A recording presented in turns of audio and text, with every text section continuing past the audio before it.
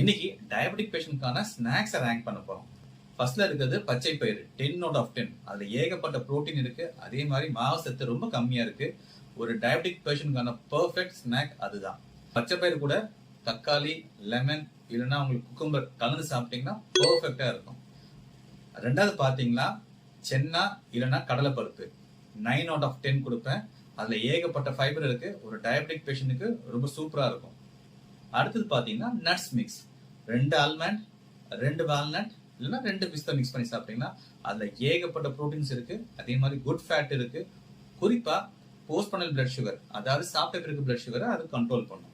அடுத்தது பாத்தீங்கன்னா கர்ட் இல்லைன்னா யோகட், அது கூட சியா சீட்ஸ் நீங்க மிக்ஸ் பண்ணி சாப்பிட்டீங்கன்னா ஈவினிங் ஸ்நாக்ஸ் பெர்ஃபெக்டா இருக்கும். அதுக்கு 9 out of 10 கொடுப்பேன். அடுத்தது ஆம்லெட் இல்லைன்னா பாயில்ட் எக், அது ஏகப்பட்ட புரோட்டீன் இருக்கு, உங்களுக்கு அந்த ஸ்டொமக் ஃபுல்னஸ் நாள் முழுக்க இருக்கும்.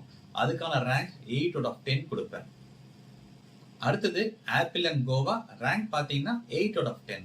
குறிப்பா இந்த ஆப்பிள் கோவா சாப்பிடும் போது ஒரு 3 to 4 பீசஸ் ஆஃப் நட்ஸ் கலந்து சாப்பிட்டீங்கன்னா உங்களுக்கு சுகர் பேஷண்ட்டுக்கு ரொம்ப ரொம்ப நல்லது, சுகர் ஏத்தாம பார்த்துக்கும். அடுத்தது பச்சை சுண்டல் இல்லைன்னா கருப்பு சன்னா, சூப்பரான food for south Indian diabetic patient.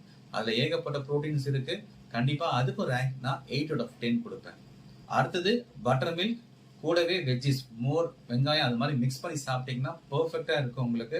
அதுக்கான ரேங்க் 8 out of 10 கொடுப்பேன். அது குறிப்பா மிட் மார்னிங்ல எடுத்துக்கலாம் இல்ல ஈவினிங் டைம்ல எடுத்துக்கலாம். அது ஹைட்ரேஷன் உங்களுக்கு ப்ரொவைட் பண்ணும். ஒரு டயபெட்டிக் பேஷண்ட் அது சூப்பரான ஸ்நாக். இதே போல உங்களுக்கு சவுத் இந்தியன் ஃபுட்ஸ் இல்லைன்னா டயபெட்டிக் பேஷண்ட்கான ஃபுட் கேர் இல்லைன்னா வேற ஏதாவது டவுட் இருந்துச்சுன்னா தயவு செஞ்சு கமெண்ட் பண்ணுங்க.